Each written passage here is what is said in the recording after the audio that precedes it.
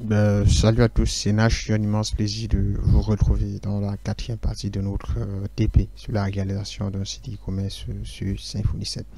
Dans cette quatrième partie, nous allons déjà faire une sauvegarde de notre projet auprès de GitHub. Donc la sauvegarde va nous aider à limiter le risque lié à la perte de notre projet en local parce que pendant le développement d'un projet en local, on peut arriver à perdre notre projet. Donc, perdre le projet, ça peut être lié à un vol. Donc, on peut vous voler votre PC ou à une panne, parce qu'on ne sait jamais. Votre disque dur peut cracher d'un moment à l'autre. Donc, et du coup, c'est toujours conseillé de faire une sauvegarde. Donc, ce qui suppose qu'en cas de problème, vous allez toujours retrouver votre projet en ligne. Donc, on va faire une sauvegarde auprès de GitHub. Donc, ça concerne la première partie de cette vidéo. Et par la suite, on va mettre en forme nos différents formulaires. Donc, le formulaire de connexion et celui d'inscription. Parce que la dernière fois, on était resté sur quelque chose d'assez simple. Donc, il n'était pas vraiment designé. Donc, ce qu'on verra ici sur cette vidéo. Donc, on va passer à l'essentiel. Donc, avant toute chose, vous allez démarrer votre projet. Vous allez démarrer votre projet. Donc, votre projet en local. Ensuite, si on se rend sur login, on va ouvrir notre login, votre formulaire de connexion. On peut aller sur juste ce qu'on avait fait pendant la vidéo précédente. On peut aussi ouvrir notre formulaire register. Donc, on va styliser ces deux formulaires-là. Mais avant toute chose, on va d'abord faire la sauvegarde de notre projet auprès de GitHub.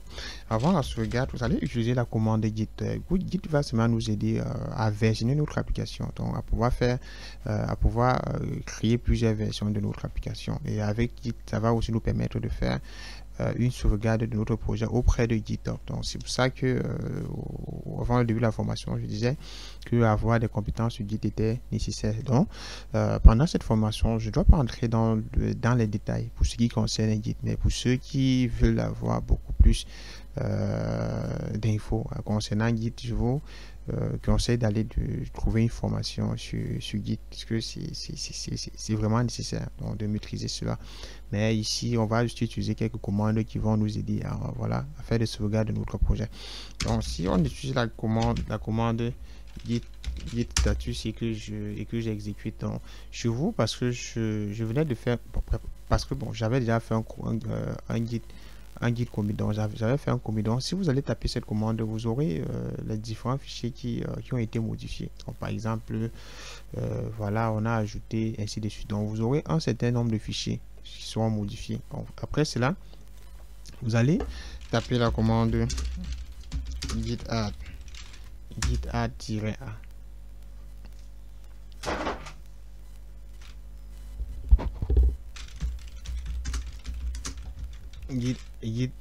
add-a. J'avais fait comme une erreur. Donc, vous allez utiliser la commande git add-a. Ensuite, vous allez faire un git commit. Un git commit -m. Après ce git commit, on était à quel niveau? On était au niveau du formulaire. Bon, nous sommes au niveau du formulaire d'inscription et du formulaire de connexion. Donc, il faut renseigner le niveau auquel on est actuellement. On peut dire registration en login form. Bon, on est au niveau du registration en login form. Donc, en créant cela, ça va créer une version de notre application. Jusqu'ici, vous allez lancer cela et puis ça sera cool. Maintenant, pour maintenant faire la sauvegarde, vous allez vous rendre dans GitHub, dans github.com. Si vous n'avez pas encore de compte, vous allez créer un compte GitHub. Vous allez créer un compte GitHub. Après la création de votre compte GitHub, vous allez vous connecter à votre compte et là vous aurez ce petit truc, vous allez venir à ce niveau, aller dans Your Repository. Donc, pour qu'on puisse créer un repository, on puisse créer une copie de notre site en ligne. Donc, une fois dans Your Repository, ce qu'on va donc faire, c'est que vous allez créer un nouveau repository. On va aller dans New. Une fois dans New, on va renseigner le nom de notre repository. On peut dire, je sais pas, formation _ et underscore promesse underscore Symfony 7. Donc je vais appeler cela Symfony formation e-commerce underscore. Donc vous allez entrer le nom de votre repository.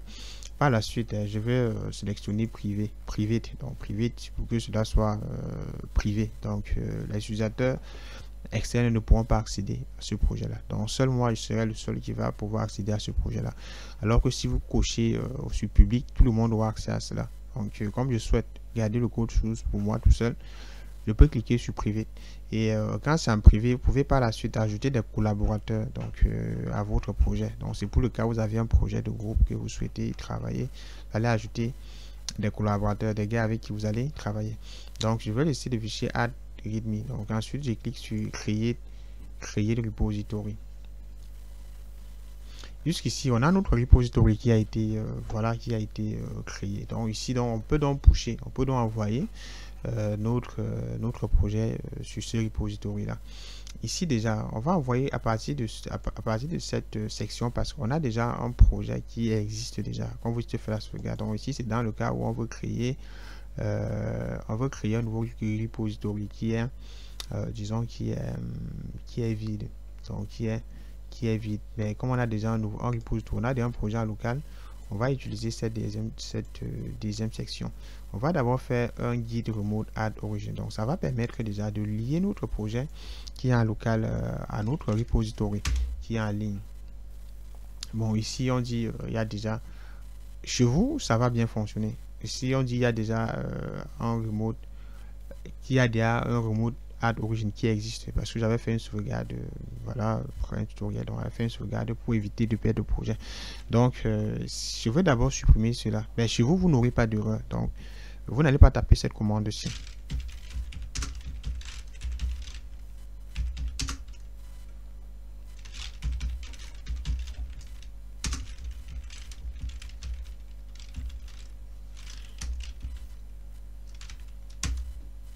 Donc chez moi, comme j'avais déjà un remote origin qui existait déjà, donc il fallait d'abord que je supprime cela avant d'envoyer maintenant ça de nouveau. Donc si je relance de nouveau, j'ai plus d'erreur, donc ça suppose que tout fonctionne très bien. Et chez vous, vous n'aurez pas à taper cette commande là. Donc chez vous, juste après l'exécution de cette commande, vous aurez des choses qui vont fonctionner parfaitement.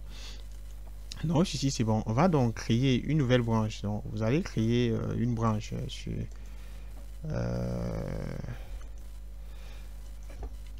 le repository en ligne. Vous allez lancer la deuxième commande. Ensuite, il faudra tout simplement lancer la dernière commande et puis notre projet sera envoyé auprès de GitHub.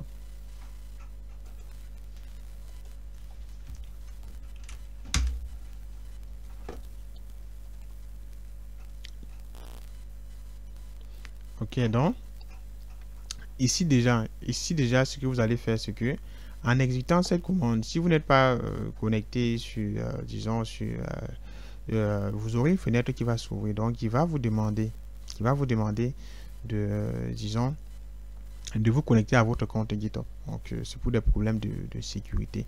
Vous pouvez vous connecter directement en vous connectant à partir du navigateur, donc ou en entrant un token. Donc dans notre cas, on va se connecter directement à partir disons à partir de cette fenêtre là. On va se connecter à notre compte. Donc en cliquant dessus, ça va ouvrir le compte. Ça va normalement ouvrir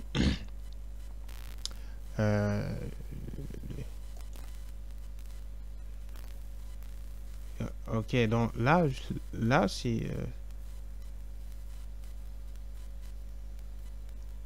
ok, là c'est bon. Donc j'ai pu me connecter. Donc je me suis connecté à mon compte parce que j'avais déjà une session qui est active. Mais si vous n'étiez pas connecté, c'est qu'on va vous demander d'entrer les identifiants de votre compte GitHub, donc pour pouvoir vous connecter. Donc jusqu'ici c'est déjà bon. J'ai mon projet qui a été envoyé. Vous pouvez constater que ici la compression a été effectuée, on a des fichiers qui ont été envoyés. Maintenant si je reviens maintenant sur la même page au niveau à ce niveau, donc au niveau de GitHub, et que voilà, que j'actualise, j'aurai mon projet en local au lieu. Ok, ici maintenant j'ai donc mon projet en local. Donc ici, j'ai déjà une sauvegarde de ce projet qui est auprès de GitHub. Donc, en cas d'erreur, je peux télécharger le projet en compressé. Donc, où je peux tout simplement cloner le projet à partir de la commande git clone qui permet de cloner un projet, voilà, un projet depuis GitHub. Et maintenant, ici, voilà, on a des fichiers qui sont en ligne. Et sauf qu'il y a une légère différence parce que voilà, on a des fichiers, on a des répertoires qui sont en local et que voilà, on ne les retrouve pas. On ne les retrouve pas en ligne. Donc, par exemple, on a le répertoire vendor, donc qui est des gens à ce niveau qui, voilà, on retrouve ici, on n'a pas ce répertoire vendor là. Donc, si ici, on a le code principal. Maintenant, pour tout ce qui est dépendance, donc le répertoire vendor a été exclu tout simplement parce que, bon, voilà, parce que ça regroupe uniquement les dépendances. Donc, c'est pour avoir un projet moins lourd au niveau de Git. Et comme installer des dépendances, c'est facile, donc c'est relativement facile. Ça suppose donc que après avoir cloné ou après avoir téléchargé votre projet, pour le démarrer, il faudra d'abord utiliser la commande compose install. Donc compose install qui va automatiquement installer ces dépendances là. Donc cette commande après le clone, donc si en cas de rencontrer une erreur en local et que vous souhaitez récupérer le projet qui est en ligne, une fois récupéré, pour le démarrer, il faudrait exécuter la commande compose rec ou compose install qui va automatiquement créer le répertoire vendor et va installer cette dépendance à partir du fichier compose.json. Donc ça va automatiquement installer ces dépendances là. Donc c'est justement pour cela que voilà, on exclut le répertoire vendor. Et le répertoire vendor n'est pas le seul répertoire qui est exclu. Donc on a le fichier .gitignore qui va stocker l'ensemble d'éléments qui sont exclus pendant la sauvegarde du projet en ligne. Vous pouvez constater que là on a déjà le répertoire vendor, on a le répertoire var qui sera aussi exclu. On a le répertoire qui est dans public/bundle qui lui aussi donc sera exclu. Ensuite, on a voilà le .inf.local qui sera exclu. Ensuite, le .inf.local.php qui sera exclu. Ensuite, on a .inf.local qui lui aussi sera exclu pendant la sauvegarde de notre projet sur GitHub. Donc, ici, on retrouve les différents fichiers qui seront exclus. Maintenant, pour lever l'exclusion, pour désactiver l'exclusion d'un élément, il faut suffisamment voilà, c'est-à-dire suffisamment de commenter. Et dans le point gitignore, pour commenter, on commente à partir des dièses. Donc des dièses, vous commentez. Donc si vous souhaitez envoyer l'ensemble de votre projet au complet sur GitHub, vous allez tout simplement commenter l'ensemble de ces lignes-ci. Donc ça fera en sorte d'envoyer votre projet au complet. Donc ça, ce qui suppose que après le téléchargement, vous n'aurez plus de commande Git ou composer install à taper pour vous installer les dépendances. Donc comme je disais, ceci n'est pas une formation Git. Donc pour ceux qui veulent avoir beaucoup plus de détails, veulent entrer en profondeur, et déjà chose que je vous la conseille. Donc vous pouvez aller consulter la documentation de Git pour en savoir plus sur Git. Donc jusqu'ici, on a sauvegardé notre projet auprès de GitHub. Maintenant, pour récupérer, il y a des commandes spécifiques pour cloner le projet ou pour faire des mises à jour. Ce sont des git pull, git ceci, cela. Ben, je vais vous laisser aller regarder dans la documentation de Git pour ceux qui ne savent, pour ceux qui n'ont jamais entendu parler de Git. Jusqu'ici, on a fini la première partie qui était la sauvegarde de notre projet auprès de Git. La deuxième partie de ce tutoriel, ça concernait la mise en forme de nos différents formulaires, parce que ici on a un formulaire qui est relativement, disons, qui n'est pas du tout stylisé. La première des choses qu'on peut constater, c'est déjà que ici on a déjà un fond qui est de couleur bleu ciel. Donc d'où vient ce fond? Sur Symfony 7, le CSS est stocké. Sera stocké, du moins si vous avez installé votre projet à partir de -web app. Donc pour ceux qui ont installé voilà le squelette de base de Symfony, n'auront pas ce répertoire. Donc à partir de -web app, vous aurez ceci, vous aurez ce répertoire asset dans notre projet. Et dans ce répertoire asset, on a le répertoire style qui va stocker la feuille de style de notre projet.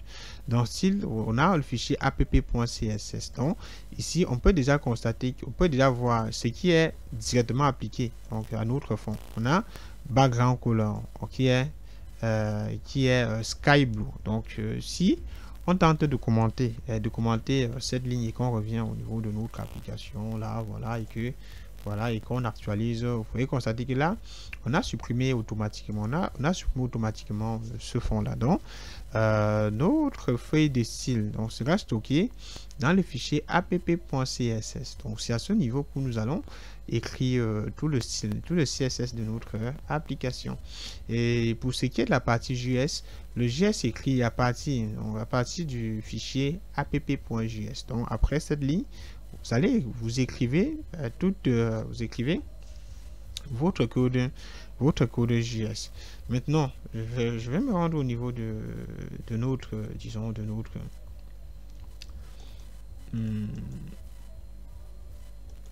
notre layout de base. Donc ici on a le layout de base. Donc ici cela sera chargé automatiquement. Donc sera chargé automatiquement depuis le layout de base sur cette partie ici là. Donc voilà, on a import map. Donc on a ceci, c'est ceci qui va importer l'ensemble de ces fichiers là. Pour ce qui est du design, on va gérer notre design à partir de Bootstrap. Donc on va faciliter la mise en forme de notre projet avec Bootstrap. Donc pour cela,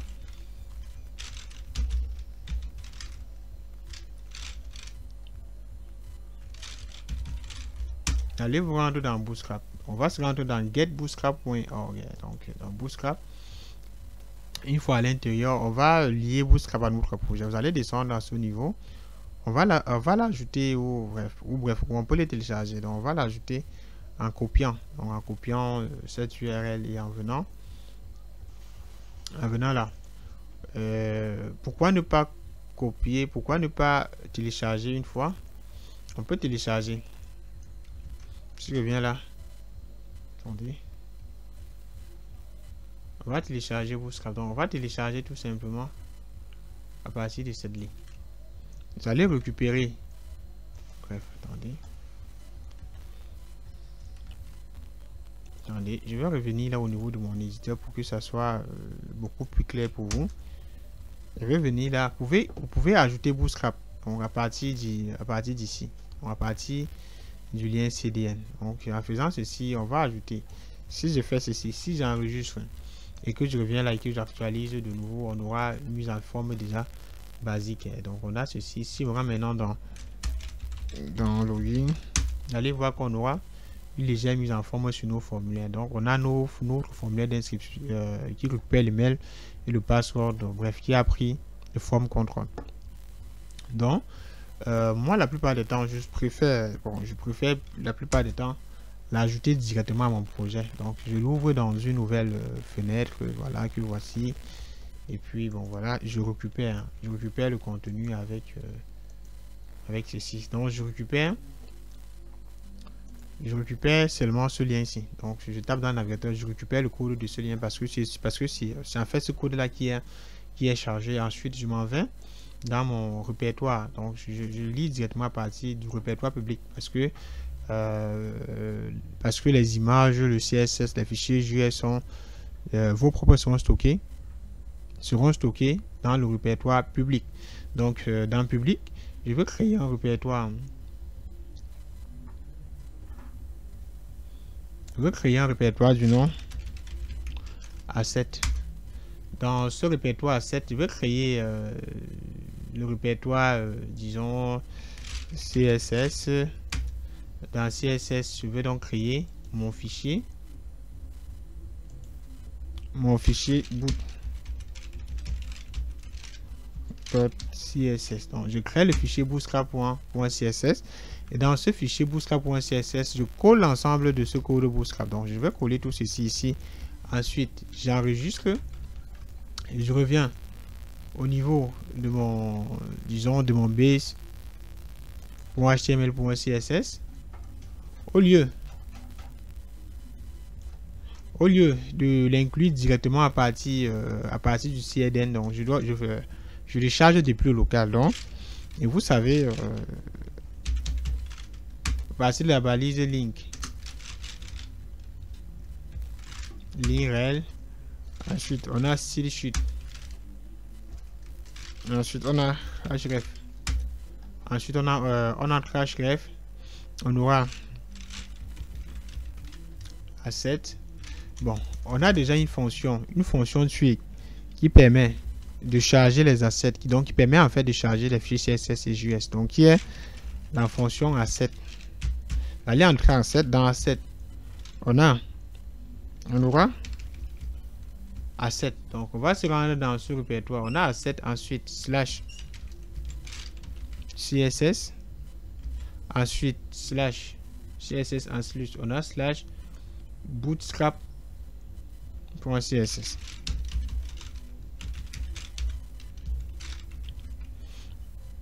Jusqu'ici j'espère que c'est bon. Donc ici je vais enregistrer et je reviens au niveau de mon navigateur. Je dois activer pour voir si ça fonctionne. Donc à partir de, je fais un CTRL plus F5. En faisant cela, on a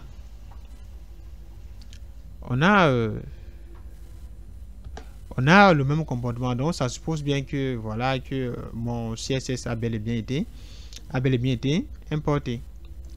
Maintenant on va commencer directement à styliser notre formulaire, disons notre formulaire d'inscription.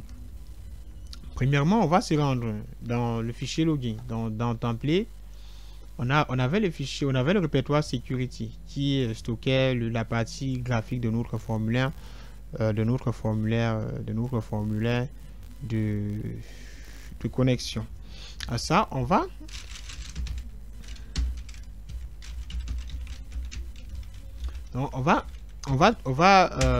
entourer l'ensemble de la div de classe container. Donc on va entourer l'ensemble, notre forme, la div de classe container.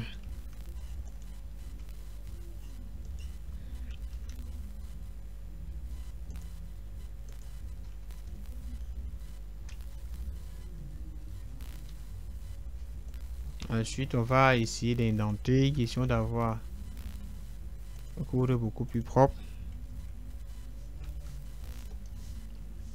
En ajoutant la classe container de Symfony, on aura un décalage. De notre formulaire. Donc ça va gérer cela. Au niveau de notre formulaire, on peut ajouter une classe. Je sais pas.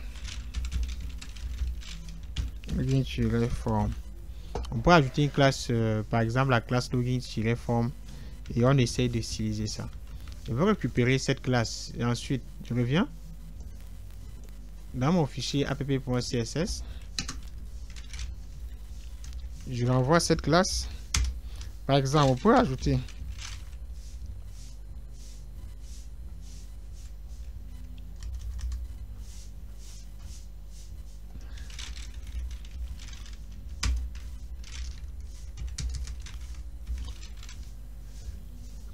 une largeur de 400 pixels, de 400 pixels. Je reviens, j'actualise. En principe, je dois avoir 400 pixels là. Maintenant, on va passer à 500 pixels.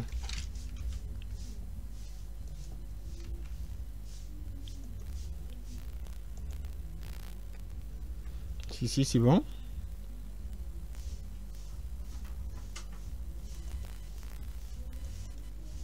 Là.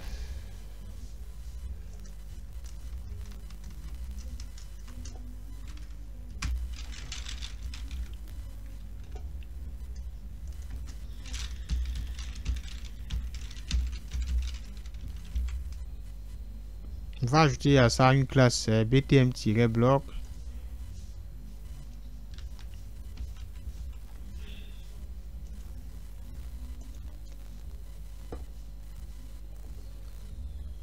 Ensuite, on va styliser cela.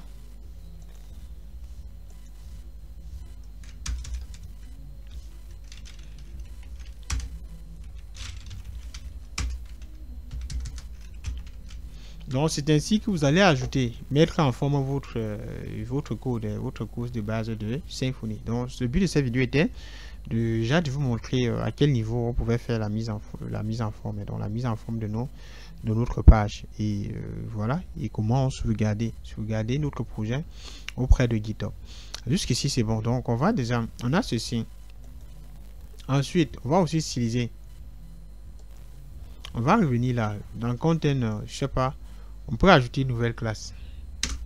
La classe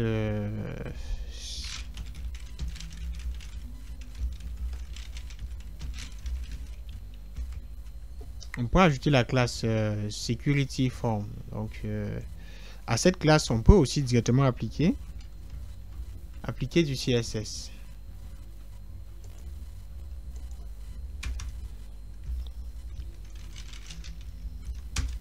On peut déjà faire display row.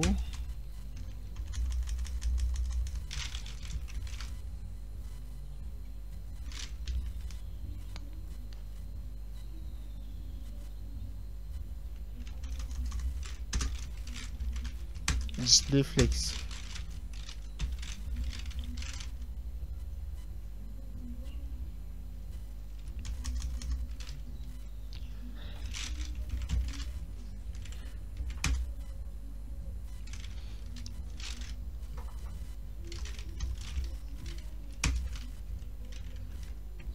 Ça, on peut ajouter un justify content space around 8 100%.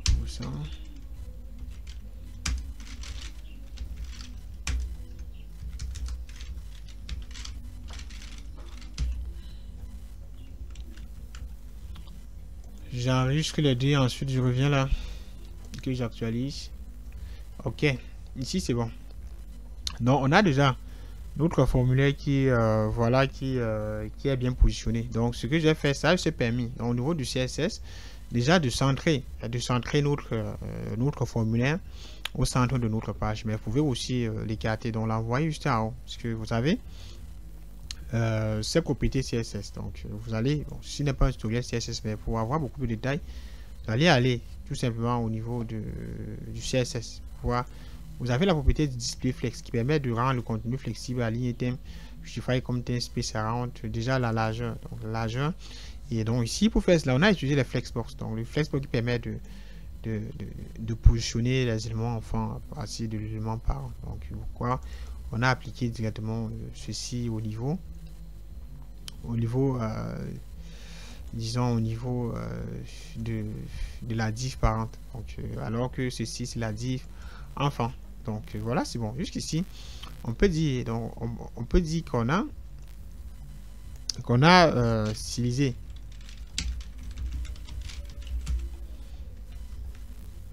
qu'on a mis en forme notre formulaire de connexion.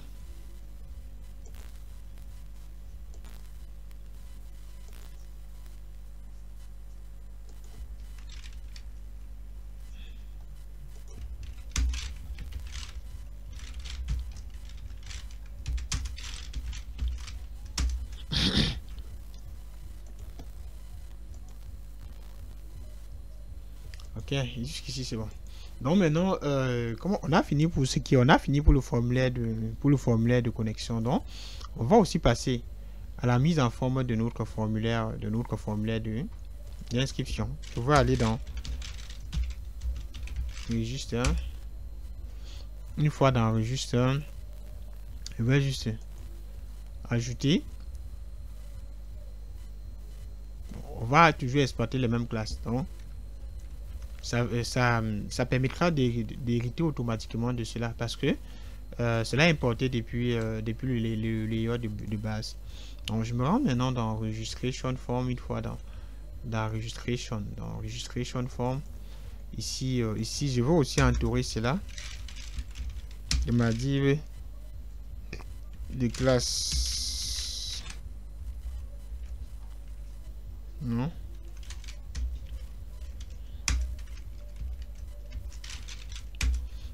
classe. Je vais reprendre la classe qui était au niveau de notre formulaire de, disons, de connexion. Je reviens là.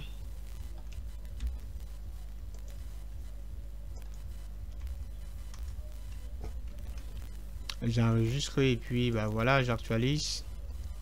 On a nos éléments qui ont été déplacés. Sauf qu'il y a encore un léger problème. Ici, au niveau du bouton, on va aussi ajouter la classe btn-bloc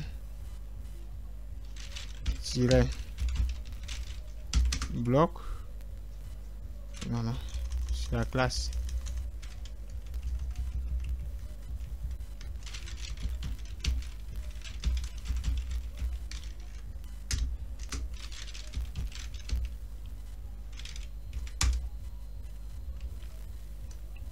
J'enregistre et puis je reviens là. J'actualise notre ceci. Maintenant ici, ce qu'on a ici, c'est que on a les champs qui sont mal positionnés. Donc on a un système de... Si je reviens là, si on essaye d'inspecter le code, hein, allez constater que on a des diffs. C'est tout organisé dans des diffs. Et du coup, ça cause ce léger problème là. Et voilà, ici au niveau, on doit encore entourer notre contenu.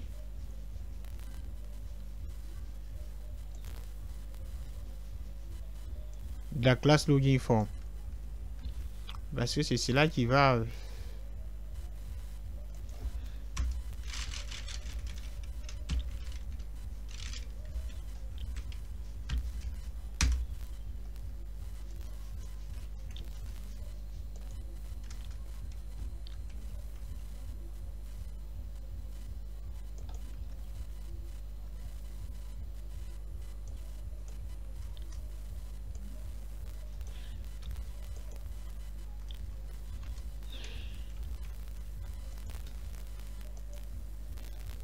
ok. Maintenant, il reste maintenant vous changer cette apparence là. Ici, ici, on a notre formulaire au niveau du fichier registration. On a notre formulaire pour ajouter des classes, parce que le souci ici c'est que pour nos formulaires, il faut ajouter la classe la classe bootstrap de form control. Donc dans nos différents formulaires, comme était pour le cas de disons, si je reviens là-dedans. Dans login, si j'inspecte à ce niveau, vous allez constater que là, pour avoir ceci, on a la classe form-control, donc sur nos différents champs, et on l'avait même au niveau du code, login. Donc sur Symfony, il y a deux manières de gérer les formulaires. Vous pouvez gérer les formulaires comme celui du formulaire de login. Sur login, vous allez facilement vous en sortir parce que ici vous constatez qu'il y a des balises standards HTML pour créer des formulaires normalement. Alors que dans le cas du registration form, dans le cas du formulaire d'inscription, on a plutôt Symfony a utilisé Form Builder pour créer des formulaires. Donc il y a ces deux manières là. Donc vous pouvez utiliser à partir de Form Builder, ou vous avez aussi le choix d'utiliser des formulaires Symfony pour créer vos différents formulaires. Maintenant, dans le cas de Form Builder, ce qui est beaucoup plus conseillé, beaucoup plus facile à manipuler, la manière de gérer est un peu différente. Donc, cela c'est créé. Si on se rend au niveau du répertoire, comme on l'avait fait pour l'inscription, comme on l'avait fait pour l'ajout des utilisateurs, pour l'ajout du champ first name et last name pour notre formulaire d'inscription qu'on l'avait fait. Si on se rend dans le répertoire, disons dans le répertoire dans SSC, donc on rentre dans SSC, ensuite si on se rend dans form, on peut donc retrouver ce formulaire qui est le registration form, qui est là à ce niveau-ci. Donc c'est ce formulaire qui est sur cette classe PHP qui sera généré, donc qui va créer notre formulaire qu'on peut retrouver au niveau de registration form. Maintenant, pour mettre en forme ce formulaire, vous pouvez ajouter des classes directement à partir de Twig, ou aussi vous pouvez aussi le faire à partir de la classe PHP. On peut ajouter des classes et des attributs, d'autres attributs à nos différents formulaires. Pour ce premier formulaire, on va utiliser Twig, mais pour le prochain cas, on pourra, je sais pas, on pourra essayer. Je pourrais aussi vous montrer une autre manière qui permet de styliser directement à partir de la classe PHP, de la classe form type, form type, registration form type ou tout autre formulaire. Maintenant ici pour ajouter la classe, vous vous rendez sur le champ, donné. Ici le premier champ correspond au champ email. Vous allez mettre une virgule. Ensuite vous ouvrez les crochets et vous les fermez. Vous ajoutez attr. Donc attr ici correspond aux attributs. Ensuite 2 points. Ensuite vous ouvrez des crochets et vous fermez de nouveau et vous ajoutez vos différents attributs. Ici, ce qu'on va ajouter, c'est qu'on souhaite ajouter l'attribut classe. Et ensuite, 2 points, vous entrez la valeur de cet attribut-là. Donc, comme valeur, on va d'abord entrer un forme, espace, forme-contrôle. Comme c'est forme-contrôle qu'on souhaite ajouter à notre formulaire. Donc, en ajoutant cela, si je reviens là, si j'enregistre et que je reviens au niveau de mon formulaire, de mon registration form et que j'actualise, je vais constater qu'ici j'ai mon forme contrôle, donc qui a été ajouté donc à mon champ, uniquement à mon champ email. C'est cela qui a été ajouté uniquement à mon champ email. Maintenant je peux soit ici, donc ici jusqu'ici c'est déjà bon. On a ajouté celui. Vous pouvez ajouter autant d'attributs que possible. Maintenant, par exemple, pour ajouter un autre attribut, on peut aussi ajouter l'attribut, par exemple, placeholder, qui est en fait la valeur qui sera affichée à l'intérieur de notre champ. On peut, par exemple, mettre email tout simplement dans notre champ. Si je reviens là et que si j'enregistre de nouveau et que je reviens là et que j'actualise, j'aurai email à l'intérieur de mon champ. Donc vous allez soit, par exemple, disons, pouvoir ajouter autant d'attributs que possible dans votre champ. Donc en séparant, c'est seulement à partir de la virgule. Donc on fera de même pour le reste. Donc on va se copier cette ligne. Ensuite on va revenir là. Ensuite on va coller.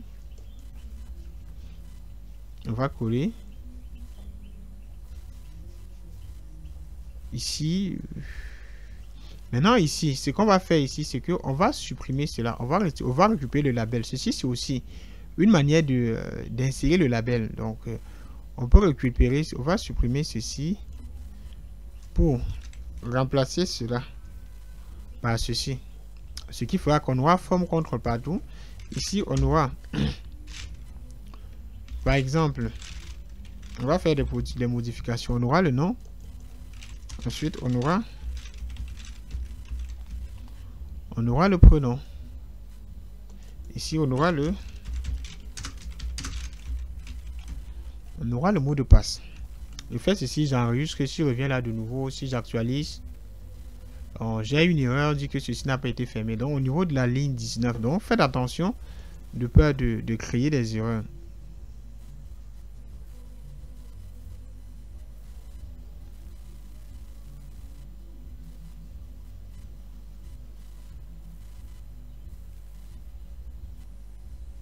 C'est 2 au lieu de 3.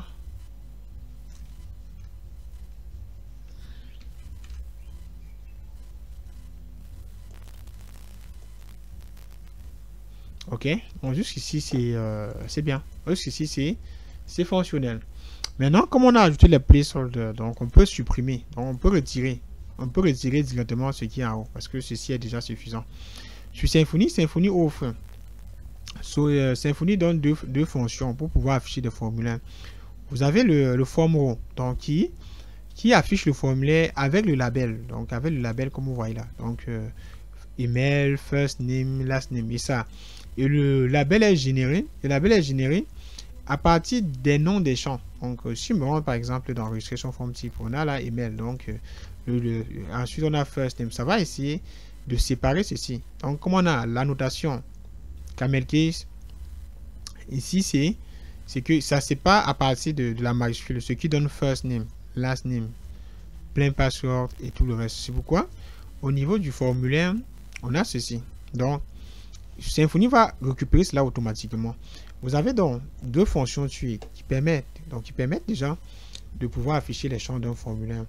Il y a déjà la première fonction qui est la fonction form row qui va afficher le formulaire ainsi que son label. Ensuite, on a form with get. widget qui va uniquement afficher le formulaire, donc pas besoin du label. Comme dans notre cas, on n'a pas besoin du label. Si je vais là que j'actualise, vous pouvez constater que dans le premier champ, le label a disparu. Mais vous avez toujours le choix, par exemple, d'ajouter toujours votre label, d'ajouter le label à la main avant chaque formulaire. Ça peut par exemple être email, ensuite vous ajoutez de second, ainsi de suite. Donc, vous pouvez toujours ajouter cela à partir du HTML. Si je vais là, j'actualise, j'aurai toujours le même label. Donc, ce qu'on va faire, c'est qu'on va supprimer le label pour tous nos formulaires. Ici, au lieu de form row, on va aussi avoir un form widget.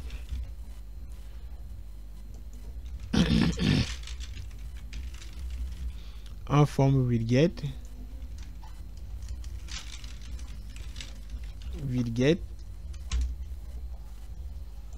Ensuite, et aussi en forme widget. Donc ici, ceci c'est bon.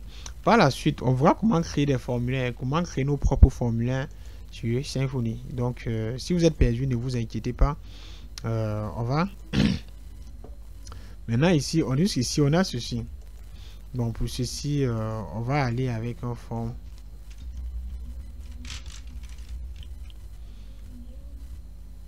Un form. Donc après chaque formulaire, on peut ajouter un BR.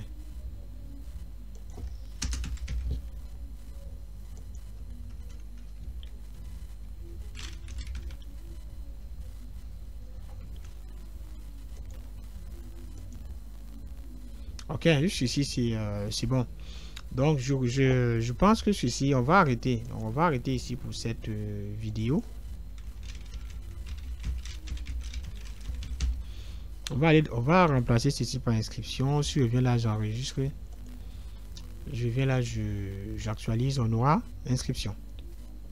Donc, je vais arrêter ici pour cette vidéo. Donc, pour cette vidéo, on a mis en place. On a stylisé notre formulaire de connexion ainsi que celui d'inscription.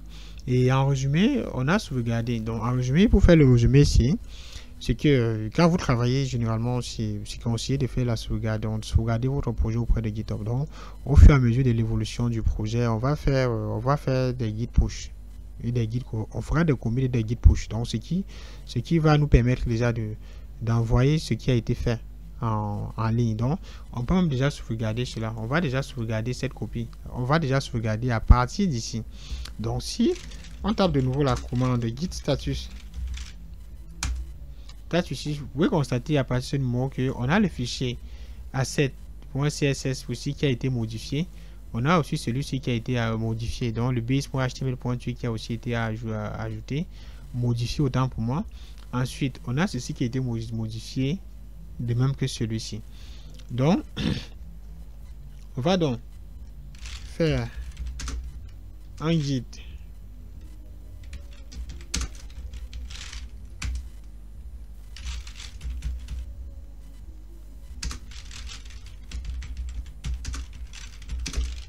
ensuite on va sauvegarder la copiation. Ensuite, au niveau du message, qu'est-ce qu'on va entrer ici? On a géré la mise en forme, hein. On peut dire login en CSS design, qu'on a touché au design, login en CSS, login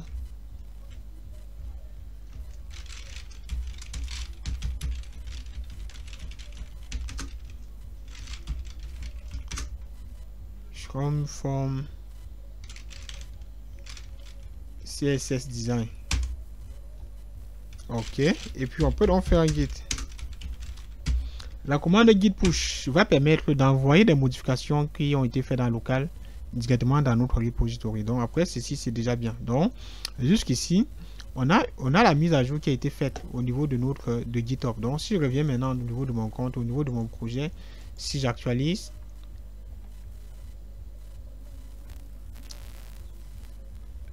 là maintenant je peux constater qu'au niveau de mon repository, je suis au niveau de la version login and registration form CSS design. Donc on va dire d'ici. Donc si vous essayez un peu de constater, vous allez voir que voilà, ça a été voilà. Si on part par exemple dans cette, Vous verrez des mises à jour qui ont été faites. Si on se rend CSS, app.css, ici, on a notre code CSS qui a été ajouté. Donc, déjà, je vais arrêter ici pour cette vidéo. On va se prendre dans la suite, dans la prochaine vidéo, dans laquelle on va commencer avec le système de catégories. Donc, dans laquelle on va mettre en place le système de catégories. Donc, ça a été un immense plaisir d'enrichir cette vidéo. Si vous avez des questions, n'hésitez pas à les laisser en commentaire. Donc, et voilà, et surtout, n'oubliez pas de liker si ça vous a aidé, de laisser un commentaire et de partager.